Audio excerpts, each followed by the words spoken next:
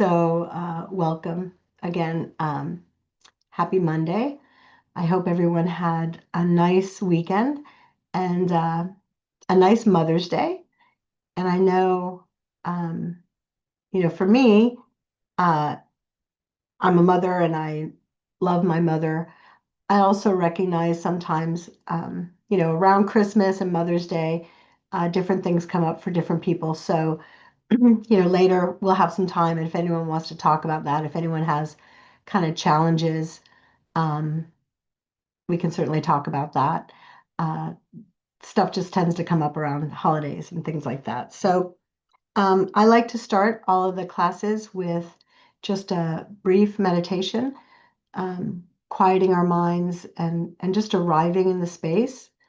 Um, and then, so initially focusing on our breath for 9 rounds or more, and then going into motivation, setting, and I'll say it now so you have time to think of it when the time comes, but setting the motivation that the time that we're spending here today be something worthwhile, and help us to achieve enlightenment, help us to achieve the goals of bodhicitta, compassion and wisdom, so that we can benefit other living beings and ultimately all other living beings by achieving all the realizations of the mind up to and including enlightenment.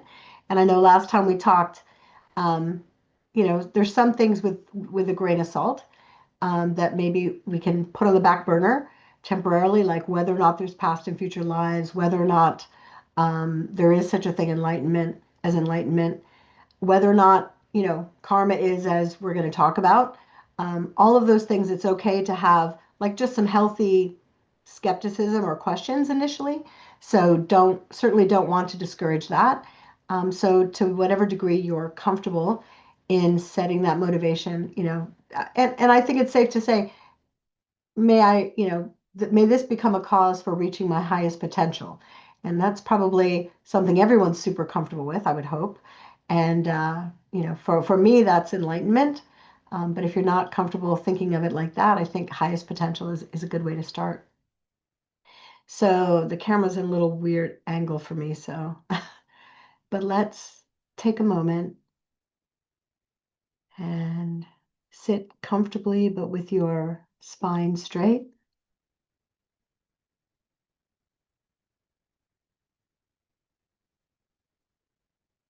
And then placing your mind at the tip of your nose, your nostril, where the breath is coming in and out,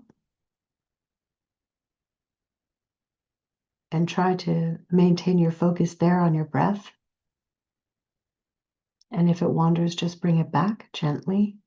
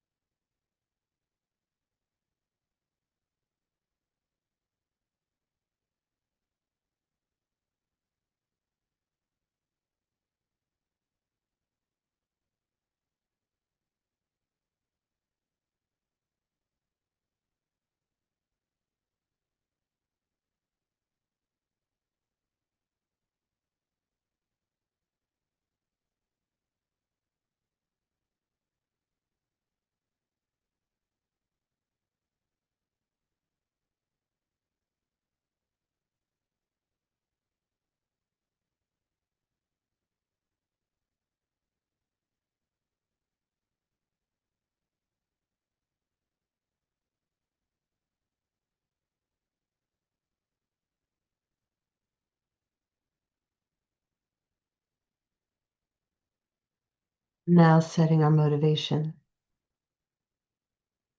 the time we're going to spend together, that we'll all try to be present.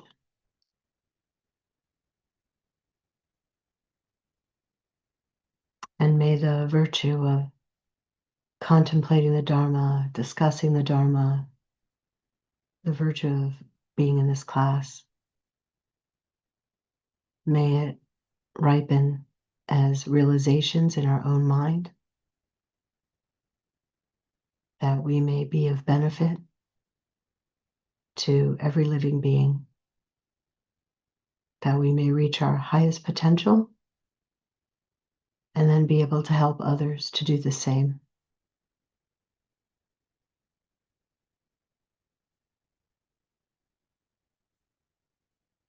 And then I'm going to do refuge. Um, I'll do it twice in Tibetan and then last in English. Thank you so much. Sangye chodong soki chognam la jangchu badu dagni kyapsu chi dagi chanyan gibe sonam ki drola penshir sangye drupasho. Sangye chodong soki chognam la jangchu badu dagni kyapsu chi dagi chanyan gibe sonongki drola penchir sangye drupasho. I go for refuge until I'm enlightened to the Buddha, the Dharma, and the Supreme Assembly. By the merits I create through listening to the Dharma, may I become a Buddha in order to benefit all sentient beings. And then I'd like to offer a mandala. Um, and this is offering, you can think the perfect universe. Saji Puki Juxing Meto Tramri Rabling Ji Ni De Gyan Padi Sangye Jingdu Mi Te Uwagi Drokunanda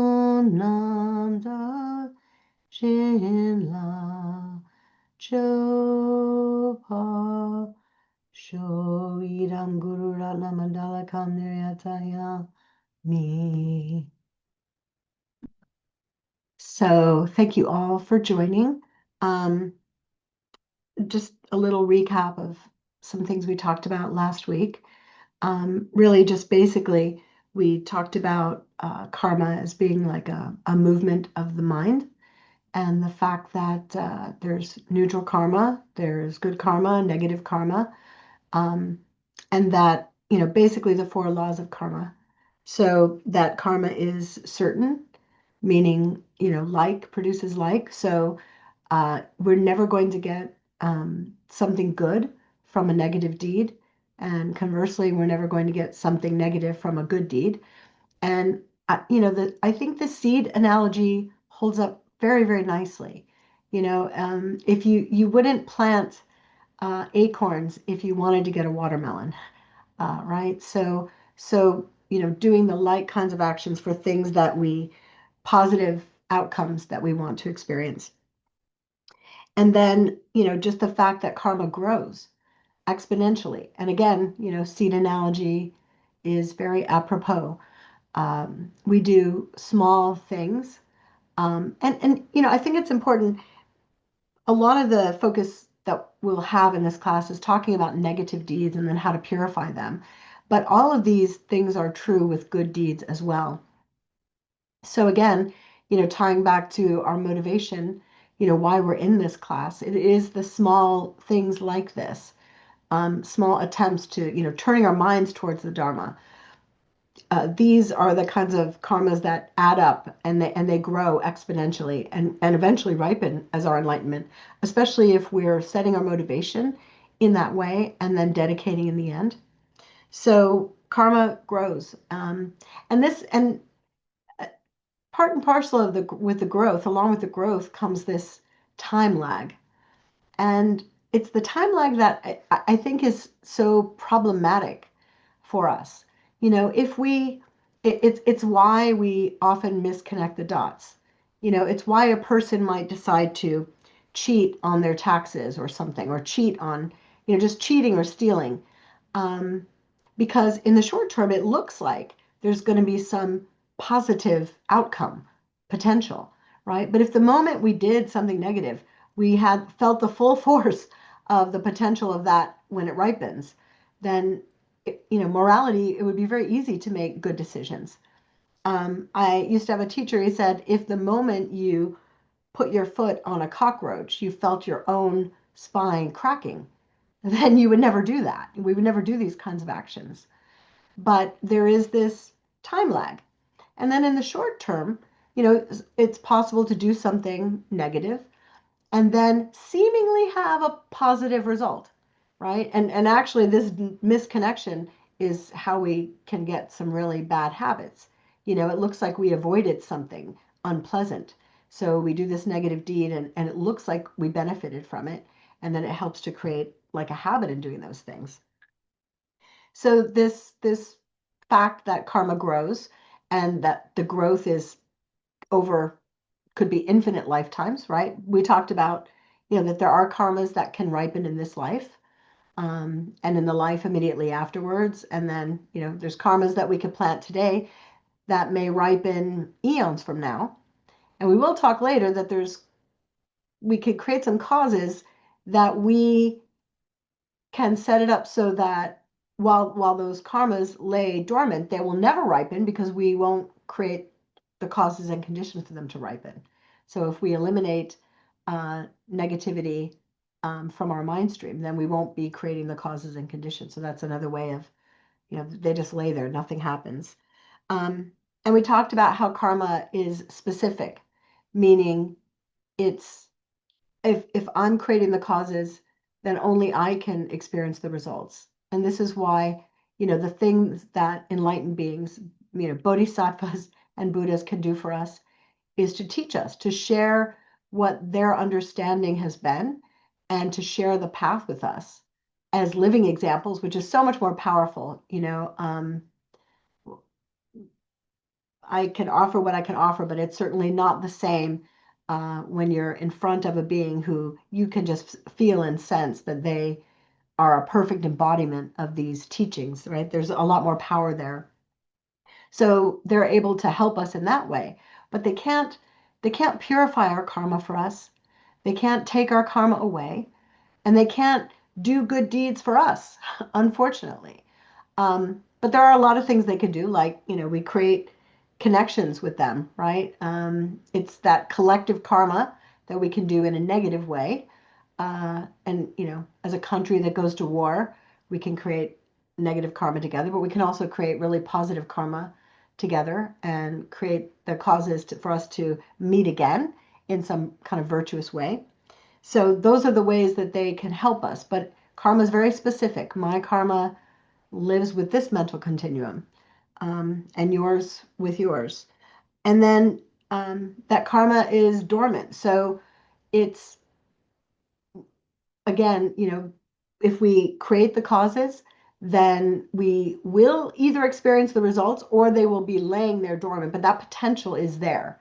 It doesn't just go away. We have to either purify it or extinguish whatever causes and conditions that would help that to ripen. So we can do that. And then conversely, if we never create the causes, then we can never experience the results. So if we're not creating the causes for enlightenment, then we wouldn't be able to experience that ultimately. And then we had some really interesting questions. And I'd actually like to sort of maybe start with just a few minutes opening up if anyone has either leftover questions, or if something has come up in the last week that you wanted to talk about, maybe before we move to the next sort of topics. Does anyone? Yes, Jennifer. So I just wanted to Ooh, clarify, I can't hear you. last, you Can can't hear anyone else me? hear Jennifer? Can you hear me? Oh my. You can't hear me at all? Okay. Forgive me. This is You can't hear me at all? On a computer that I thought I tested earlier. You can hear me? Now, now You can I, hear me now? You can yes, hear thank me? you.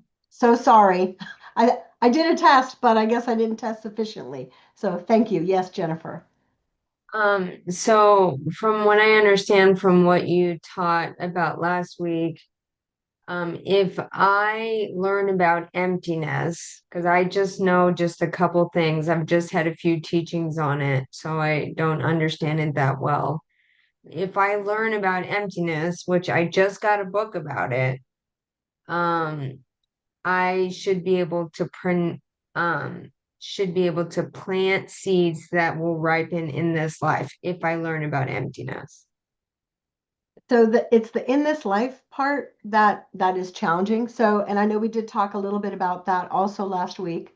So most karmas are going to ripen in future lives and not this life. But it is true that karma is done with very, very powerful motivation, strong motivation. Um, Karmas that are done towards special objects, so like our teachers, our parents, and we'll talk more about what constitutes a special object. Uh, and then definitely those actions that are informed by wisdom. Those are karmic accelerators. So you know, only a Buddha can see directly, when a karma is going to ripen. But certainly those are things that you could say are supercharging fertilizer to karmic seeds, right? So thinking about emptiness. And by the way, I've been studying for 30 years, and this is not a topic.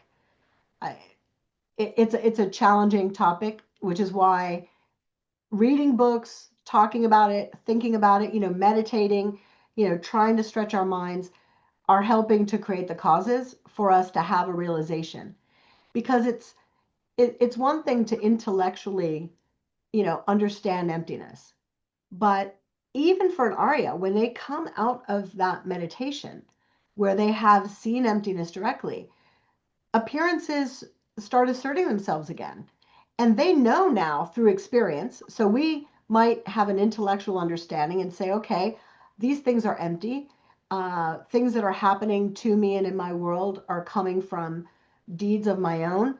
And I understand that it's coming from my karma and that I could be experiencing something different uh, due to emptiness, but I'm not able to, right? So it's like we have these urges to react in certain ways. And they're not all negative, but they are all informed with ignorance until we've seen emptiness directly.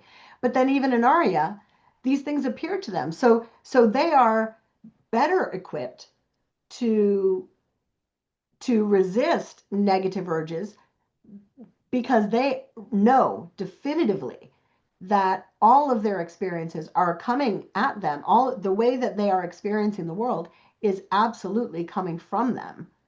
And they have seen that directly. They've seen directly that there's no, pardon?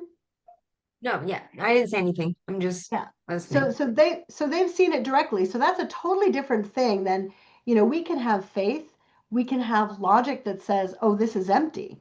But, if someone is about to do physical harm to me, the urge to harm back, you know, to protect myself can be very, very strong, right?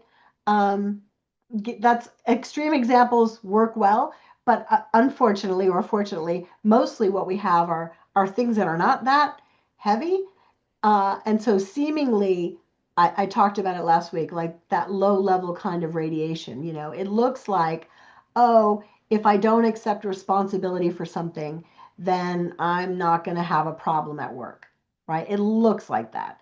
It looks like if I fudge the numbers on my tax forms, that I'm not going to have a big financial problem next, April 15th. So those kinds of things, it looks like that to us. So for us, if we're reading and studying and meditating and discussing emptiness, that can help us to be strong and resist the temptation to engage in negative behavior. But for once we've had that realization, then it forever cuts that ignorance. Like we become qualitatively a different kind of being. And then it's just a matter of extinguishing those, leftover negative karmas before we become enlightened. So they're called stream enters when a person, they become an Arya and they become a stream enter. Um, so reading about emptiness, studying emptiness is so important, and it's karmically a very heavy object. When we talk about the perfections, um, the sixth perfection is wisdom, and it is actually wisdom that perfects all the other perfections. So generosity that's done with a mind that understands or is trying to understand emptiness, with a mind that's focused on emptiness, that becomes an incredibly powerful act of generosity. Patience. So when we're experiencing, so whatever it is, we're experiencing challenging financial times or we're experiencing sickness, um, if we stop and think, remembering emptiness, and then, and not in some punitive, judgmental way against ourselves, gently, but with an understanding, like, oh, I'm experiencing this. I must have created the causes for this, and then this is ripening on me. Let this exhaust that negativity. In fact, let me take it on for the benefit of all living beings, and we develop that kind of patience, then that becomes a very powerful act. So I can't say, what's going to ripen in this life. um, Tantra is built on, accelerators, karmic acceleration. And It becomes more likely with the positive motivation, the positive karmic object, and with emptiness, it becomes more likely it'll ripen in this life. certainly, if something's going to ripen in this life, it's going to have those kinds of elements. Yes. uh, Okay. I could say that. But Okay. I could say I'm that like, there has to be hope. There has to be hope. there totally is hope. And I was starting to say that's what Tantra is all about. It is Lamrim. It is exactly in keeping with sutra teachings. But you're really trying to focus on the emptiness of yourself, um, with those practices, and that's what makes that so powerful, and that's what makes it possible, to become enlightened in this life, um, using Tantra. Uh, but it's not easy, right? It's not easy. But yeah, so you're on the right track. And I wish I could say, um, yeah, I wish I could say that any specific thing that we're doing, we could get it to ripen in this life. But the reality is, um, whatever we're doing today, and we'll talk a little bit more about this in a minute, but we've done these things before. There's no karma that we haven't created. And then the fact that we're here or even interested in Dharma is some kind of a habit or attraction. So all we see is the little snapshot of what we're doing in this life. But the fact that you bought a book on emptiness, the fact that you're attending courses on karma, there's a reason for that. So there are undoubtedly countless seeds that have sent you here and are pushing you here. So, when we do achieve that enlightenment in a single lifetime, it will actually be because there have been countless lifetimes prior to that lifetime where we've done these kinds of practices. We just don't have the omniscient mind to be able to see that, directly, if that makes sense. So I hope it's encouraging. Um, we're just, when they talk about two collections, two storehouses, massive storehouses that we're trying to create, and it's merit and wisdom. Yes. Did you have something else? No. So yeah, that's one of the storehouses is the wisdom, and the other is the merit, just the flat out good deeds. All of those things, especially informed with that wisdom that we're looking to amass. Anybody else have any comments or questions either from last week or anything that they want to chat about before we kind of move on? Okay. Um, so I wanted to talk a little bit about, um, the four elements of a karmic path. So when we create a karma, for it to be complete, there's some things that need to be present. And this is good news and bad news. But I think mostly it's good news. So there has to be an object that we're acting in relation to. And then there's the intention. So our recognizing the object and then our motivation or intention to have an act. And then we actually have to engage in the action. And then the last one is we have to complete the reaction, the complete the action.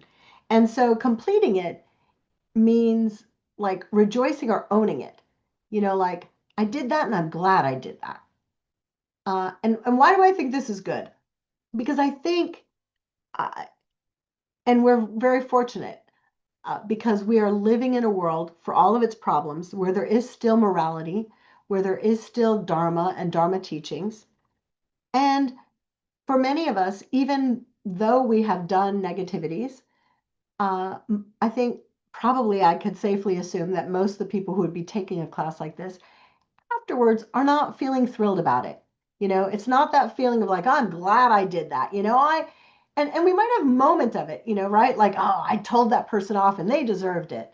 We might have a moment of that. But then we go back and we're quiet in our room and it's like, wait a minute, wow, that's not that's not who I want to be. That's not the kind of person that I want to be. And just that little bit of non-ownership, just that little bit of regret, uh, is is enough that to make a karmic path not complete, and that is good news. So it doesn't mean that there's absolutely no results from any of the actions that we've done, but it's not a complete, full-blown karmic path. So that it doesn't have that karmic weight that, and rejoicing is like that cherry on top, or the nasty cherry on top, as the case may be, if we're talking about negative karma. So all of those elements have to be present. um, and the good news is often they're not, right? So often, our we're mistaken in our recognition of the object, for example, right? So I don't know that you're a bodhisattva. Uh, and so I say something to you, but I didn't recognize who you were. I didn't recognize that quality about you. I didn't really mean to have the outcome that I had. I wasn't happy about it after the fact. All of those kinds of things come into play. And then I wanted to talk about how karma ripens. So we talked a little bit last week, that one of the ways it ripens, and in fact, it's called the ripened result. And the ripened result just means your rebirth. So what kind of realm you're living in. We're currently in the desire realm. So, animals, humans, worldly gods, this is where we are. There are form and formless realms. There's realms where there are, devas and everything is good.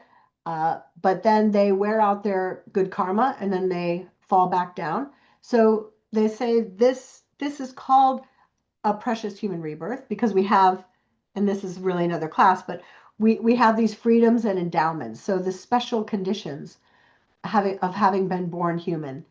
And it's as if we have just the right amount of good things, the leisures and fortunes, and enough of the bad things, the sufferings, that we can recognize samsara for what it is. It's the perfect position to be in to actually start to practice Dharma and to work towards enlightenment. So this is our ripened result, ripened in our what our rebirth is. But then karma also ripens as corresponding experiences. So we talked about this, a little bit last week. Um, it's it's situations like what I did. And I'll give some specific examples in a few minutes, but it's experiencing things that are similar to what we created. So you can imagine if it's stealing, than maybe experiencing poverty or having things taken away from you or not being able to get the resources that you need, those kinds of experiences. And then, I think the most insidious way that karma ripens is as a habit. So that inclination to keep engaging. So insidious when it's something negative. Why do we talk about the negative so much? It's because that's the problem. That's what's keeping us here suffering. You know, all these things are true in relation to good karmas as well, but those are not a problem. So keep doing those things. The reason we're focusing on negative things is because that's what we want to get rid of. So really trying to understand them.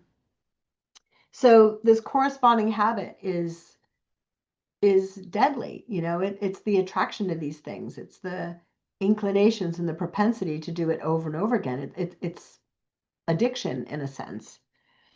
And then lastly, it's a little different than a corresponding experience, but it ripens in our environment. So the kind of world we live in. So the kinds of experiences we have is one thing, and then the kind of world and communities that we're living in is another. Um, and I guess I'm going to go ahead and start. I put some together because I thought it would be interesting to think about. And and I think I may have mentioned it in the last class, um, one of the places that you can learn about if you're interested in karmic correlations, like I mean, because you can sort of suss them out, but there's some that are not so obvious. But Wheel of Sharp Weapons, so is a text. It's a practice, and it is a text that actually kind of calls out it. You're calling Yamantaka, which is a wrathful emanation of Manjushri wisdom, and you're saying Yamantaka, oh, this terrible thing happened to me. When this thing happens to me, you know, uh, well, you're asking Yamantaka, trample, beat the head of the one who is my true enemy. And my true enemy is my selfish concern. It's that selfishness and self-grasping. That's the real enemy. It isn't anyone external. It isn't any other person. It isn't any circumstance. And then may I remember when this happens, may I remember that it came from these actions that I've done. Like give me this wisdom to recognize. So if you're ever interested in like kind of going deeper into some of the correlations, you might be, kind of surprised at some of the ways that certain things ripen, but that's a great text to practice. And for me, it's sort of a spiritual warrior text, I think. Um, there are times when we really want to be gentle with ourselves, and it's very important to be gentle with ourselves when we're suffering. But for me, when I found myself sort of maybe wallowing a little bit, like I was having problems and then would feel like, why me? Like I would just get a little bit like it was becoming overwhelming. And it's like, why me? And then that's a great time. If you start ever feeling like, why me? Pick up that text and feel some spiritual courage and read it. And it's like, this is why me. This is why this is happening. And for me, it feels it's a great kind of purification. So I highly recommend. But anyway, let me share a little bit. So before we go into like how these I'm going to talk about 10 non-virtues and how they ripen. So, actually, I'll stop for a second just in case anyone has questions, because I like when everyone's sort of participating.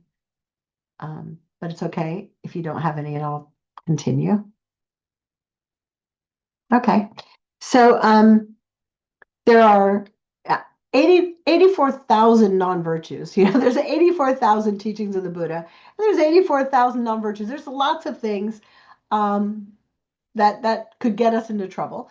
But of them, there's 10 that are sort of called out.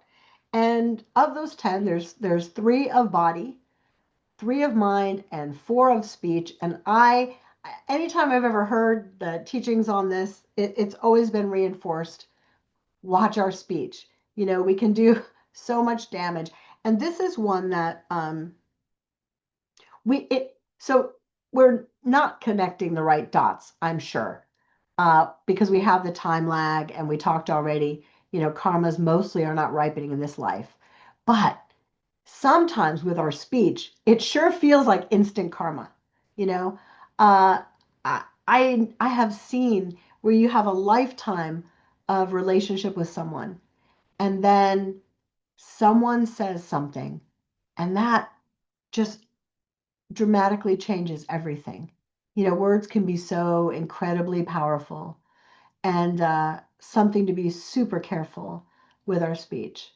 Um, yeah, four of those things. So thinking before we speak is really important. But the first three, hopefully, these are not challenging for us. No killing, and here, minimally, we're talking about killing a human being or a human fetus. That's what we're talking about, and we can talk about the human fetus part, because that becomes sort of controversial for some people. This isn't like a moral judgment. It's cause and effect. And if I talk about, killing a cockroach having an effect, um, killing a human fetus has an effect. Why? Because there's that potential for this perfect human rebirth. Now, does that mean that it can't be purified? No, it can absolutely be purified. We'll talk about how you can purify those things. And does it make someone a bad or evil person? That's also no. And important to remember that we've all done all things at one time or another. So I've been in situations where people sometimes had a hard time with this, and we can certainly talk about it. But I think we just know it's not something you want to do. It's not. It wouldn't be a pastime. So that's minimally when we're talking about killing. But then, because karma grows, and it's very easy to extrapolate, killing animals, killing insects, and then you get to like, okay, not killing, but how about harming? And so it's like peeling away an onion. There's these core things that are, the heaviest negativities. But then if we want to clean up, if we want to achieve paradise, if we want to achieve enlightenment, if we want to reach our highest potential, we're striving for something, perfection. And the world would say that's impossible. And certainly, I'm not talking about not being gentle with ourselves, like, because I'm not perfect. Uh, I don't want to pretend to be perfect either. I want to find out where I'm imperfect. I want to find those little corners of self centered selfishness, those little tiny hiding corners that are, I want to shine that light. I want to identify them, and I want to rip those out and change those. Um, so I have to be gentle with myself. I have to be real with myself, instead of, that rigid thing just gets us more. Oh, somebody wants to come in. Let's let them join us. Um, yeah, sorry. So killing. I got a little distracted. Forgive me. Uh, and being gentle with ourselves. So when we're looking at morality, it's being honest, and it's doing the cleanup, cleaning up the big things, getting really good at that, then going for the second tier, mental afflictions. Like, okay, I don't kill any people. All right. Maybe I'm going to practice, protecting life for others, for humans. Maybe I'll practice animal liberation. Maybe I won't eat meat. Whatever it is, that we just start to gradually extend, that cleanup of our morality. So killing is the first one. Stealing is the second one. And then, they say like anything of value, taking something that isn't yours, anything of value that isn't yours, and just taking that without asking. And I think, again, same thing. Most of us, were not big thieves, but there might be little things that we do where we're just not careful with others' properties and belongings, especially when if you work at a Dharma center, or you're doing volunteer things, being really careful with resources and money becomes super important, because the money that runs a Dharma center are donations that people have given. So they are, for the Dharma. And so being like really, really careful and, not if you've got, you go on a shopping trip to the Costco because you're going to be doing a Lama Chopa, doing a puja, and then there's a little bit of change and you're just not careful with it. And, it's not a big deal, but it is a big deal. When you're trying to be perfect, everything it's a deal. It's something. It matters. So, but I'm guessing again, we're not thieves here. Sexual misconduct is, any kind of sexual activity with someone else's partner. If someone has a partner, whether it's you have a partner that you're supposed to be monogamous with and you're not, or someone else has a partner that they're supposed to be monogamous with and they're not. That's the core. So just like respecting relationships, extrapolating out from that, honoring relationships and being truthful with others, those kinds of things. So those are the three acts of body that are negative, of the non-virtues. And then um, of speech, we've got lying, um, which is obvious. It's, telling something that's untrue. And sometimes I've heard telling something, there could be like a radical truth. We don't always have to tell the truth. Oh, that's a little different from lying. What's the criteria? Is this for my benefit or is this for someone else? Not telling someone that their dress is hideous is not a lie. Trying to find something that looks nice about them and say, "Oh, you look nice," instead of we don't have to be the harbingers of some kind of radical honesty that's going to harm or hurt other people. So we have to use our wisdom. But one rule of thumb is, why am I saying this? What's the motivation? And usually the motivation is about me. I want to be liked, or some eight worldly dharma kind of thing. So lying. The next one, divisive speech. So trying to get people, separating people or creating distance between them. Often this looks like a sort of a jealousy thing. Like I want someone to like me more than someone else. So I'll say something that will I'll subtly share something that I know is going to make them think less of that person. That those are the kinds of ways that these kinds of things manifest.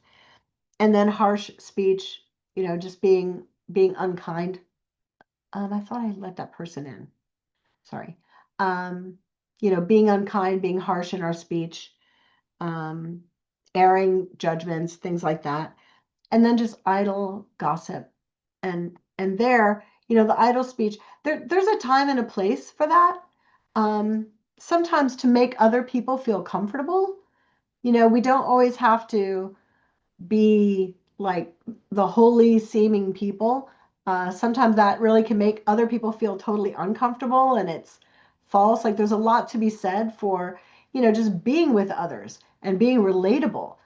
So sometimes that might mean talking about sports or whatever, but it's not going to be our primary mode. It's not going to be what we're going to spend most of our time talking about. The stuff in People magazine or on, I don't know, Entertainment Tonight. See, I know what these things are. I don't watch them. I don't read it, but I do know, and I have before. And, my mind gets attracted sometimes to like, why do I care who Taylor Swift is dating and what that, these crazy things that we can get so involved in. And I don't know if it was Leonardo DiCaprio. No, it was, I don't know, another guy, him and his girlfriend were in court. And it's like about a year and a half ago, everyone at work is talking about it. Like, why do I want to know these people's business? Even as you're engaging in it, I think, it doesn't feel like it's good. I think we know, like, oh, this isn't good, but it doesn't feel bad either. It's like I'm not a bad person because I'm, interested in this. Uh, and yet it is a negativity and it does have negative results. So it's a more subtle one, but it is a negativity nonetheless. And then the three of mind. The first is craving or coveting. So, and that doesn't mean just liking something. Uh, you can think of it as maybe begrudging someone else having something, or the kind of craving that would lead you to engage in some negativity. So there's no problem with liking something. No problem with enjoy. As a Buddhist, we can enjoy things. We can enjoy nice things, but we would never be silly enough to engage in negativity in order to have them, right? If not, if we understand that uh, engaging in those negativities is going to give us something negative, and that the pleasure or whatever that good thing is, either we've already created the causes to have something pleasant, or we haven't. And doing something negative is not going to actually make the positive thing happen. It's like if you, maybe I already said this because I was thinking it, but if you cheat on your taxes and it looks like financially that worked for you, the reason you had a good outcome is not because you cheated on your taxes. This is that time lag problem. You had a good outcome because in the past you were generous. So now it looks like, oh, financially this worked out for me. But the fact that you cheated on your taxes is a negativity. And that's going to ripen at a later point as something negative. That's the problem. Um, so craving, coveting, begrudging someone else some kind of happiness, uh, and this is closely related to the next one, which is ill will. Um, wishing wishing something bad for someone else. And I think I don't know anybody, my life, I'm pretty surrounded by really lovely people. So I don't know anyone that is looking like they're harboring a bunch of goodwill, ill will, ill will. But but then you start talking about politics and it's amazing. Suddenly, like, oh, these beings don't count. Like these beings all deserve something horrible to happen to them, and there's some kind of a glee when something does. Uh, that's not right. Um, that's not right. So that ill will, nobody is exempt from being a person who is worthy of compassion. And there is no one that we can, wish ill upon and have that be something positive for us. And again, this is an area I think a lot of good people we need to be careful. So how do you act in the world when something is wrong? Like how do you act? How do you um, stand up for what's right and not cross the bounds? And I think, maybe it's overly simplistic, but for anyone who has children, one of the benefits of having children, you learn they're really great spiritual teachers. But if you're a skillful parent or you're trying to be a skillful parent, compassionate, loving parent, then you see, okay, I this behavior I don't want. This behavior isn't acceptable. So I don't have to be angry. I certainly don't have ill will towards my child. Maybe adult children are better as an example because maybe it's easier with little kids. But either way, uh, we see we look for ways to correct behavior and to communicate that are not harmful. And even when we have to do a punishment, right? Like you might have to punish your child, but it isn't out of anger. And it isn't because you want to hurt them, right? So it's a totally different thing. So we can act in the world when we see things that are wrong, but it's watching our minds, like really watching our minds. And I think these are the areas that are dangerous for us. We're not probably, I'm pretty sure you're not hateful people. You're not wishing ill upon others in your day-to-day life. But maybe when you start looking at that broader world, that farther out, uh, the powers that be, it might be a little easier to find ourselves falling into those kinds of thoughts where we're wishing something negative on them. And then the last one is, you know, traditionally it's wrong view. I don't know. I first time I ever heard that, I just bristled. Like wrong view. Like that just sounds so. I don't know. I didn't like it, but really, what it is just well, it's ignorance. So ultimately, it's ignorance in terms of not understanding how things exist, which are in dependence upon our acts of body, speech, and mind, karma, dependent origination, and emptiness. That's ultimately, ignorance in not understanding those things. And then, we also have like a low level ignorance, which is, well, maybe it's not low level. It's not right to call it that. But if we have like wrong views about there's no such thing as past and future lives, there's no such things as karma. It's one thing to have um, like reserved, like, okay, I don't buy that. I'm skeptical about it. But to have like a firm belief, like there is no such thing as this, that would be considered like a wrong view. And that would have some negative repercussions for you. So before I talk about how these four ways of these different 10 non-virtues ripening, I want to stop again because that's a lot. I mean, any comments or questions or thoughts? That's a lot of stuff. Yeah, Cynthia, please. Hi, thank you for your teachings. Appreciate it. And sorry, I don't have a video. I have bandwidth issues. No So I just have problem. a question. So like there's a story about Bodhisattva in one of the teachings where it said, uh, like like there's a hunter looking for a deer, right? And then so the Bodhisattva steered them to a different direction to save the deer. So I try as the example, kind of from this is like a more of a practical question, but I want to use the example.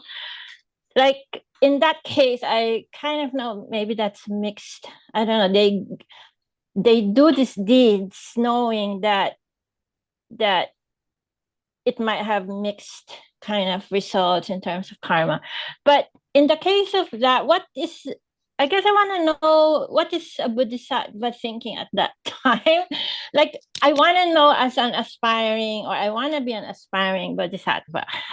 So, and we encounter a lot of this like everyday lives, right? Like you said, um, like white lies, for example, or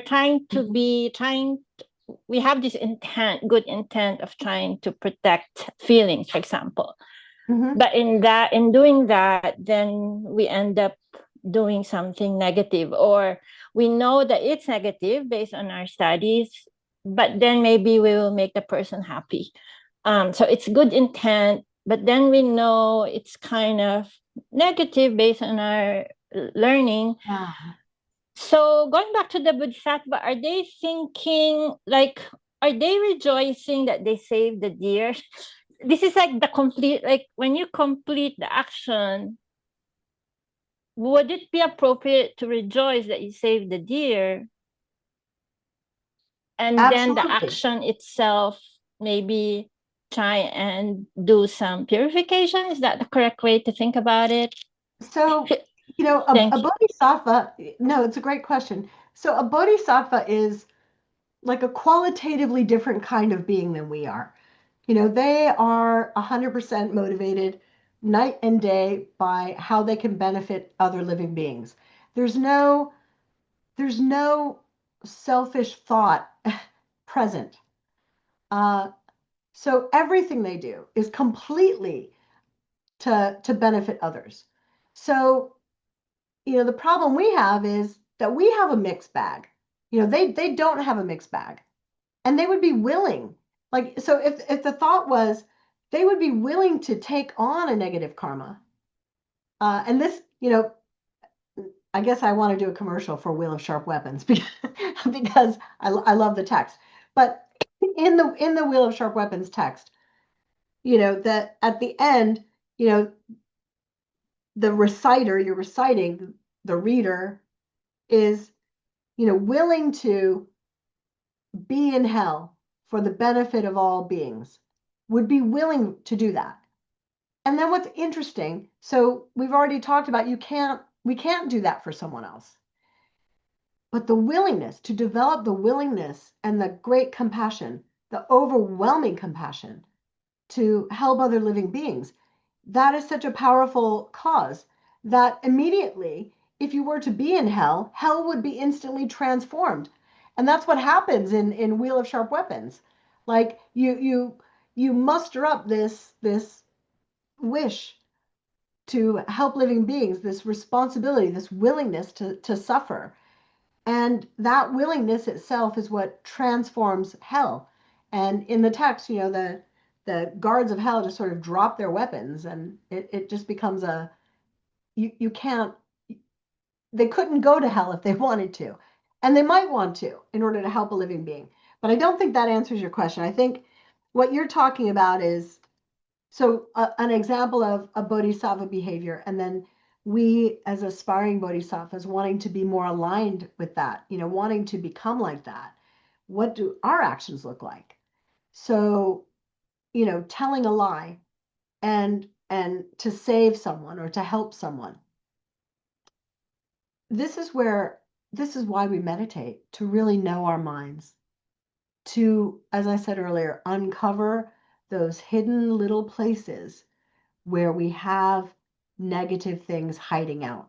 So if I tell a lie to help another living being, if if there is nothing in there for Bonnie, and I am only doing something to help another living being, then that, and I'm willing to suffer any negativity that might come from that negative action, then that's a really great, that's what we're going for. But I think what becomes a problem is these things called 8 worldly dharmas, which are the things that usually run us, So, it's hard without like a specific example. But what I would say is sometimes there's competing things. So there's actually lots of great scriptural examples, but there's this, one example is, and I guess part of Vinaya, there's this thing about monks not, carrying women or holding women. And there's an example of, there's a water or something that people are having to cross. And the monk has this dilemma, what do I do? This person is going to be like, I don't know, get wet or be harmed. And they pick the person up and they walk them across, even though they know they've broken a vow when they've done that. And then there's this thing where other people are watching and they're like judging that person. And he's like, well, I set her down a long time ago. You're still carrying her. You're still judging me. But he did the right thing. So there are times when, and in this case, it's about, protecting life and then telling a small lie. And we've got two competing things. So we have to make a decision about what's the most important thing. So protecting life would be more important than telling this small lie. And then also understanding what our motivation really is. And then trying to align, and the cool thing about motivation is we can change it. We can even historically go back and change it. I can look back and say, oh, I wish I didn't do blah, blah, blah. And, this is what I'd like to come from my actions. And we can sort of tweak the motivation at the time with our informed wisdom. So, at the time I had these delusions, but also I had this positive motivation as well. And then I'm going to work on the delusions. I'm going to be real with myself. I'm not sure that answered your question, so I want to pause. It's helpful. Thank you so much. Appreciate it. Okay, are negative thoughts considered non-virtues of the mind, thoughts that come and go that aren't helpful? So, karma is like a movement of mind, but one of the things I wanted to talk about was like karmic paths. And so I have a note, and I guess I moved on without doing that yet. So perfect timing for the question. So a simple movement of mind is not a karmic path. Um, it it's what we do with that. So we can decide to just sort of exhaust those things if we don't act on them, and if we don't act on them even mentally. So you have a negative thought, you're in meditation, you think something negative, and then so it's a flash. It doesn't have to lead to another thought. It doesn't have to lead. We didn't decide to have that thought. You're not cultivating it. Um, so there's no. However, there are states of so the craving, the ill will, the wrong view. We're also not deciding to have those, but we've got those running, and those are karmic paths, but they're not karma.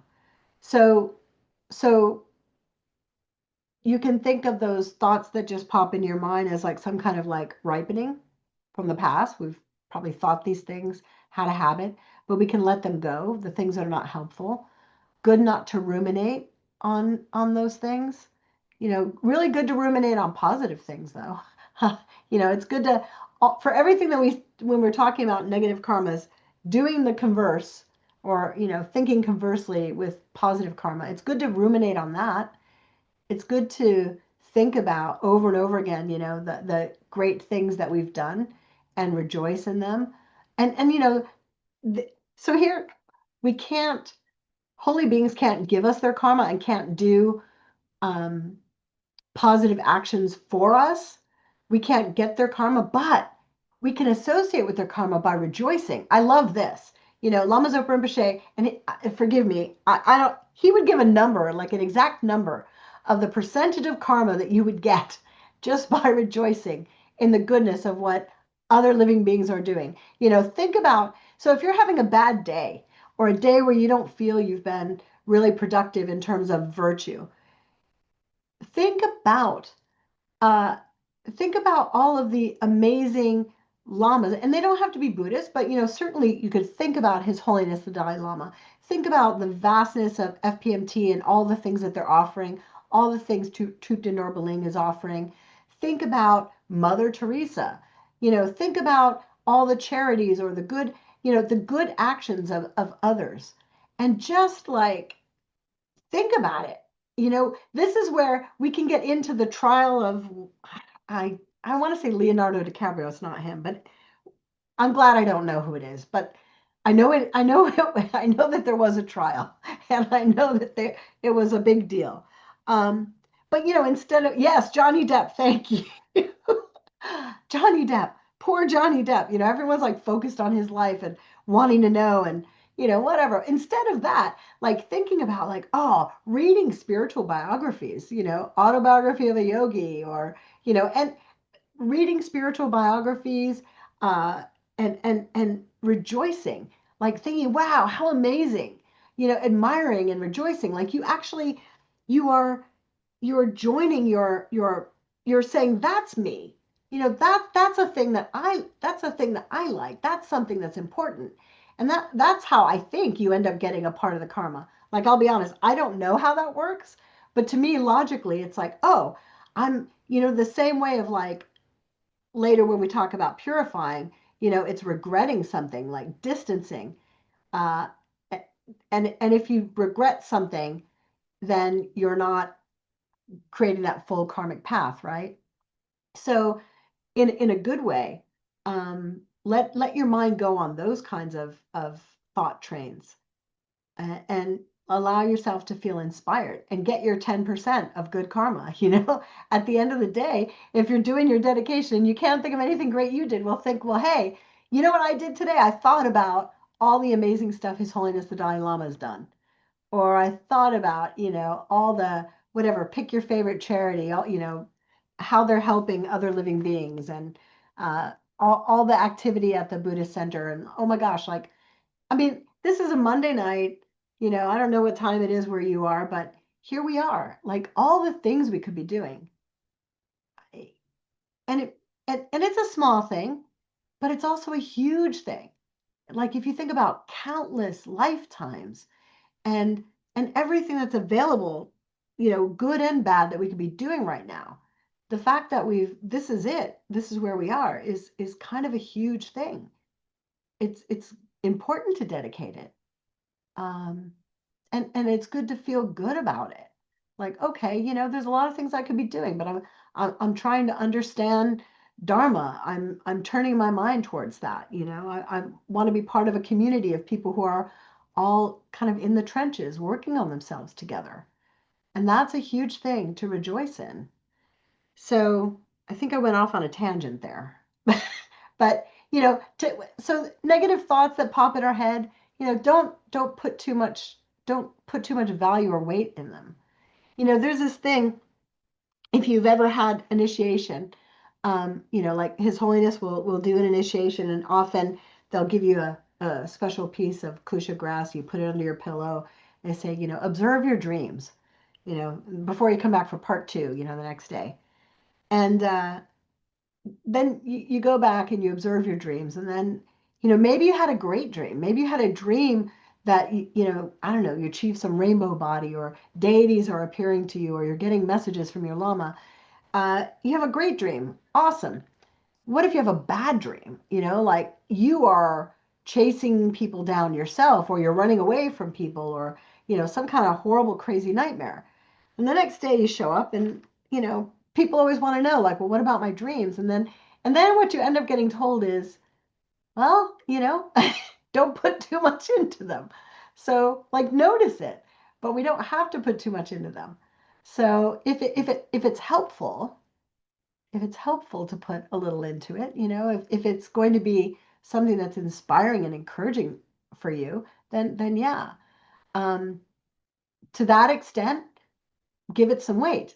Uh, but then, don't let it build an ego. Like, oh, I had this dream, so I must be special. The deity appeared to me, and now I'm going to get this initiation. So, so that's the balance. Like, oh, this can be a thing that really helps me. If it helps to encourage me and inspire me to do the practice, then that's great. I'll put some value and weight on that. But if it's something that I'm going to build an ego about, then better to just toss it. So it's like, it doesn't have to be important. What's important is how we use it. And the same thing with the nightmare. If it scares me and makes me think, wow, I have some negativities in my mind. If it shows me like, oh, I had a nightmare. Yeah, I'm lucky it was a nightmare, because it could be like a full-blown kind of experience in the day. Of course, from a Dharma perspective, we talk about dreams, right? Life is like a dream. There's nothing more substantial in this life than there is in a dream, actually, right? So if a nightmare can help me to realize, like, oh, there's negative stuff in my mind that I need to purify and clear out, and that's an indicator of that. And I'm going to use this practice that I'm about to get initiated into in order to address that problem, then that's a good way.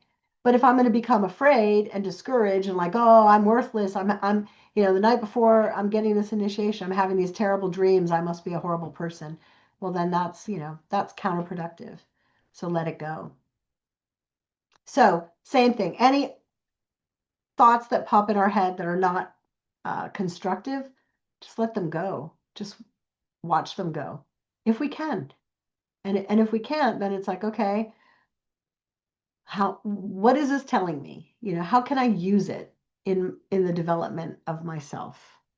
Um, yeah, just checking time, because I wanted to go through some of these like examples of results of karma, ripen karma, but I want to like pause again. And did that sort of answer your question, or no? Sometimes I'm left with like, no, that didn't answer the question. I'm so sorry. Any other questions or thoughts? Great. Thank you.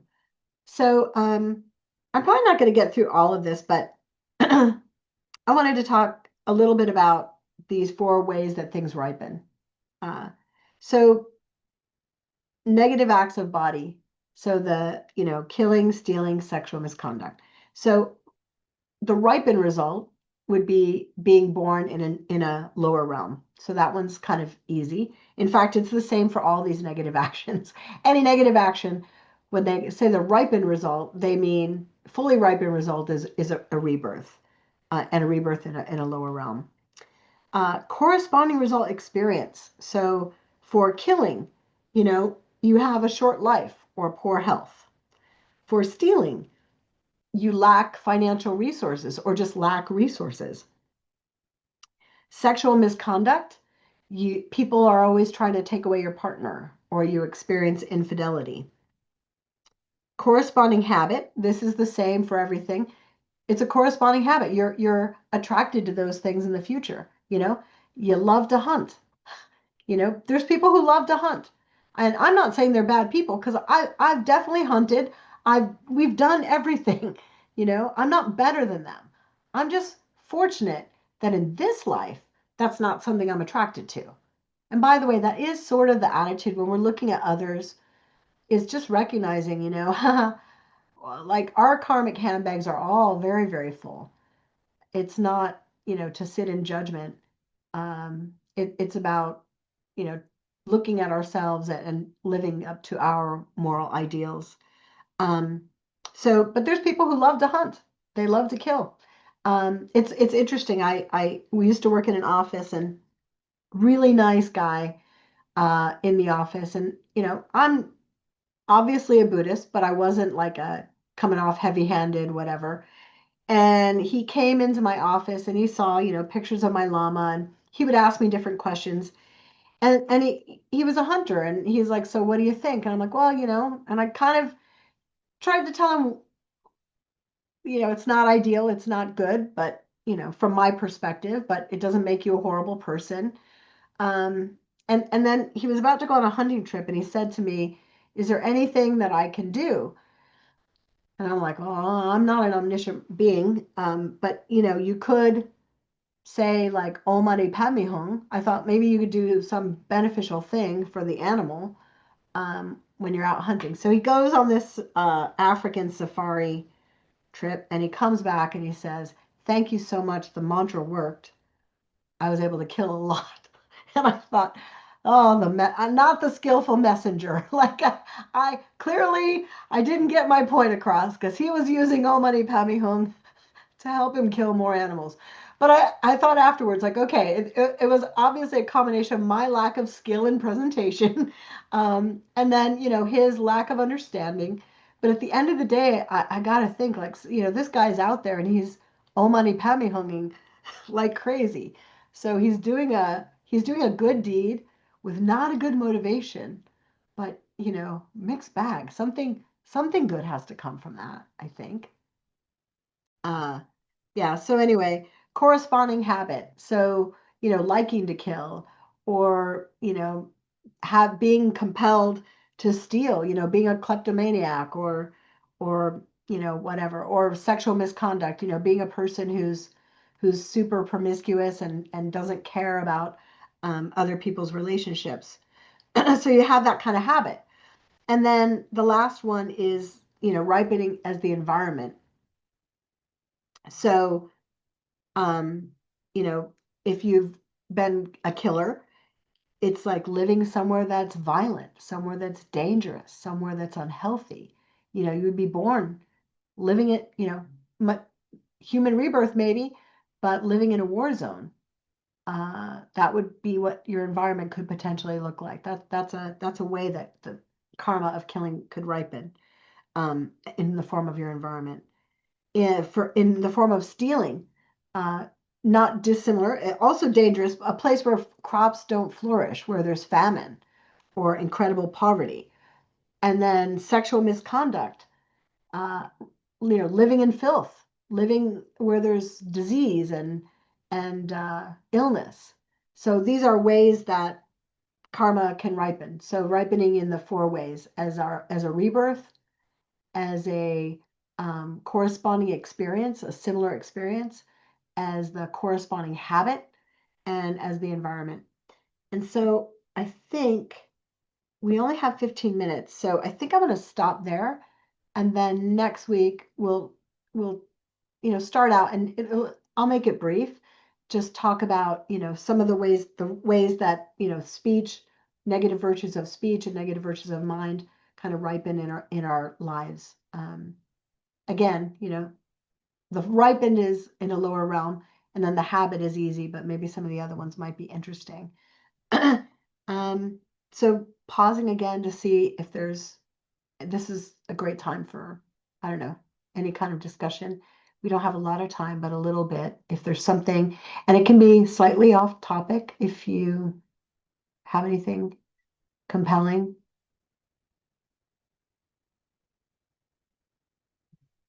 Yeah, Cynthia, please. If no one else has a question, I just if you could just clarify or the wrong view, because I've heard different maybe explanations of it. Is it specific to like the wrong view, ignorance about permanence? Is that specific to it, or is it more than that? I just Yeah, wanna, no, yeah, so good. thanks. Really good thing to point out. So, some of the ways that emptiness gets talked about, and because it's related, can be like about impermanence. So it's ignorance about the way things exist. So things are impermanent, but we see them as permanent. So that would be a form of ignorance. Things are empty of inherent existence, but we see them as objective and, inherently externally existing.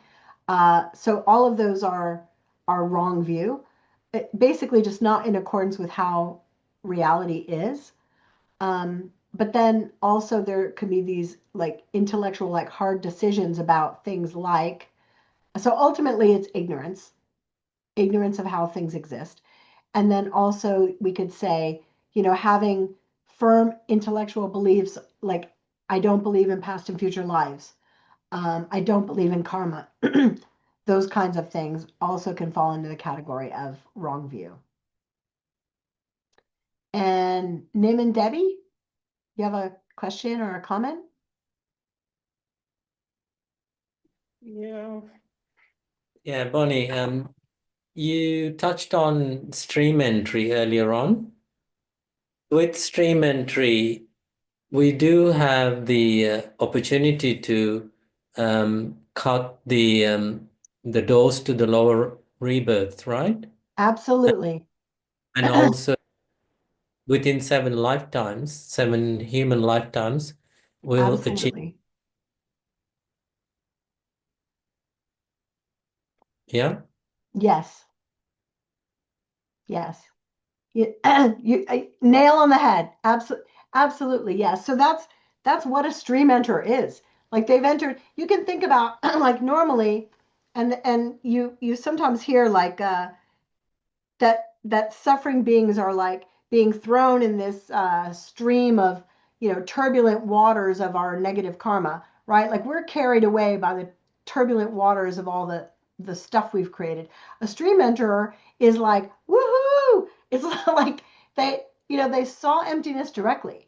They had this realization that cuts the root of that ignorance completely and permanently. Cuts. So things might assert themselves and appear still, but they will never believe in it. It's like, if you're walking along in the dark and you seem like you're surrounded by snakes, someone turns on the light and you see that it's not snakes. I don't know, it's ropes or whatever. Uh, if they turn off the lights again, you can still see like, oh, that looks like a snake, but I know it's not a snake now, right? So they know the truth.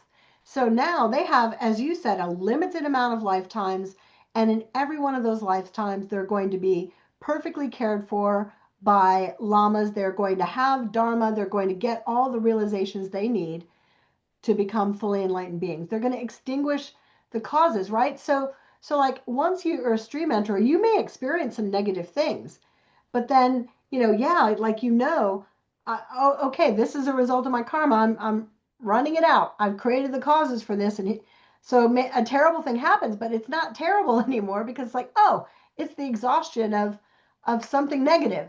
And now I've gotten rid of that. And now I'm just doing that fine tuning of cleaning things up, right? And, becoming a virtue machine. So I technically it's possible, for example, to become an Arya and not yet have bodhicitta. But I should know the answer to this, but certainly that's something that would be coming pretty quickly, because then you understand that it is through the merit that we are creating through other beings that we actually get all wonderful good things, right? So yeah, yes, you're absolutely right. A stream mentor, they've got a finite amount of time here, and they are going to use it very well. And yeah, and that's what we all want to get to, because until that point, um, reality, the false reality, the deceptive reality asserts itself so strongly, and because we have lifetimes of habit, it can carry us to do negative things. And again, even when they're not the big giant negative things, those, because karma grows, it can be so dangerous for us, right? So it's a self-protection, but they've got the perfect armor.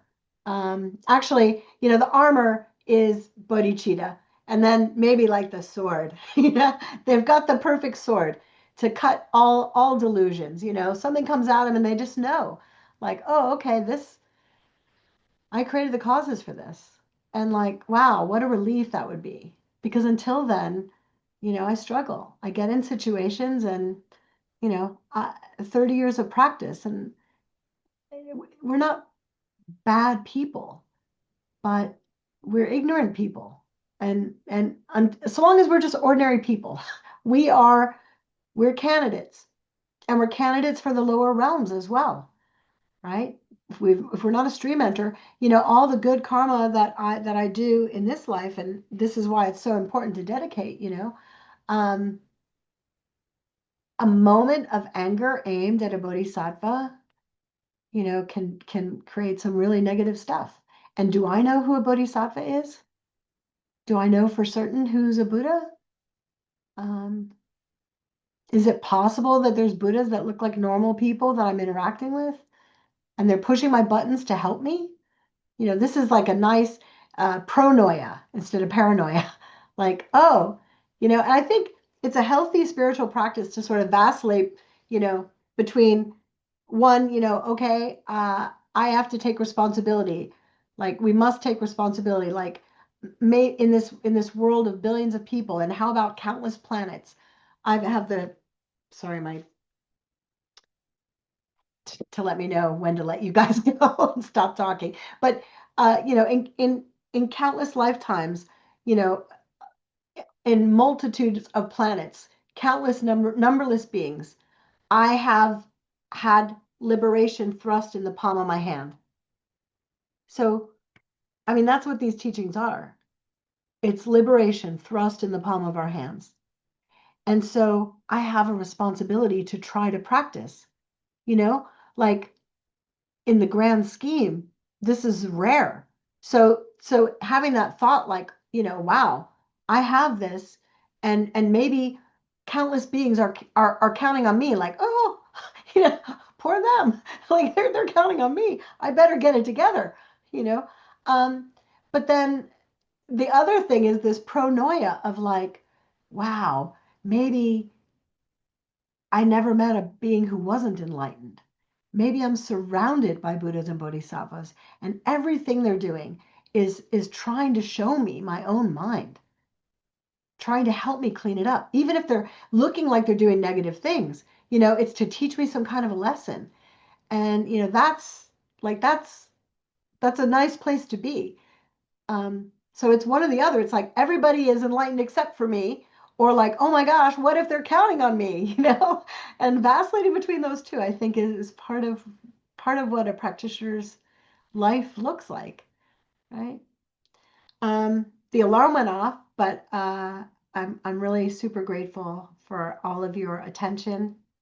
Um, and it's I will tell you, it's super humbling, because I don't, 30 years of practice and study, and I'm right here with you. I'm right here in the trenches. I don't have all the answers. Um, but it's an amazing karma to be able to be, teaching. And I'm grateful for that. And I'm grateful to you because you're providing that opportunity for me. And I hope that the time is helpful for you. And then, I sort of think, well, even if I'm terrible and lousy, it definitely will be meaningful for you and helpful because of your motivation, your good hearts, your intentions. And that's wonderful. So I thank you all. And let's just take a minute just to dedicate really, really, these are not small efforts. Being here, turning our minds towards the Dharma, spending our time and energy doing something virtuous. These are powerful seeds, and may they ripen as realizations in our own minds, all the realizations of the path, realization of emptiness, bodhicitta, enlightenment, that we may help countless living beings, every living being.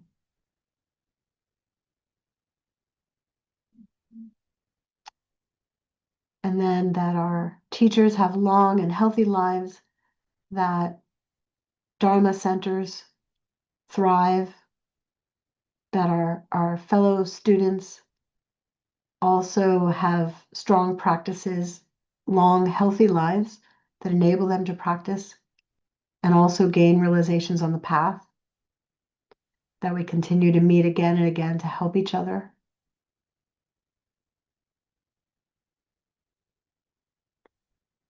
Jangchub Samchog Rinpoche, Ma Ke Panam Kie Gyuchi, Ke Panyam Pa Me Pa Yang, Gong Ne Gong Du Pel Wa Shu. May the precious Bodhi mind not yet born arise and grow. May that born have no decline but increase forevermore. Thank you so much. I appreciate you all. Come with a lot of questions next time, please. Thank you.